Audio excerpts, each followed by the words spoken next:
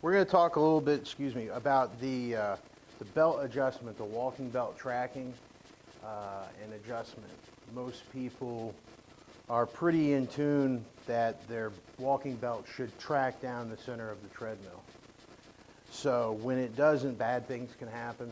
The belt can tear up, the machine can literally start to smoke and jam, and a bunch of bad things can happen. So it is imperative that we do track this belt down the center of the treadmill.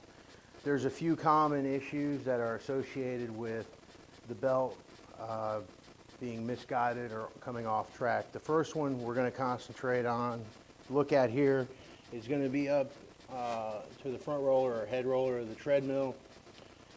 A lot of them will have a traction sleeve, which is basically a plastic sleeve that covers the roller that helps the belt track, and it can slide off the end of the roller tube and make the belt, of course, go the same way as the traction sleeve, whichever way it falls off.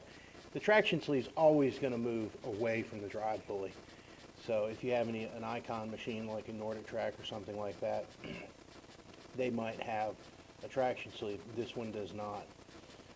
Another thing, by tracking, we want to concentrate on this distance between the side rail or the side trim or straddle cover and the edge of the walking belt.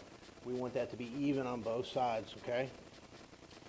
So, we've got the front of the treadmill, and then toward the rear of the treadmill, you could have a problem with the rear end caps where the roller adjustment bolt has pulled through the plastic mount on the end cap and caused one side of the rear roller to shift off. Another thing that can happen is the bearings can go bad inside, normally the rear roller, and it will cause a subsidence in the roller and turn it to one side, and the belt will shift to the side of the failure. So if the bearing were to go out on the left side and create a void, so to speak, somewhere in this rear roller, the walking belt would shift to the left side. Another issue are bad Dec Springs. Those are the impact absorbers that run underneath the walking belt.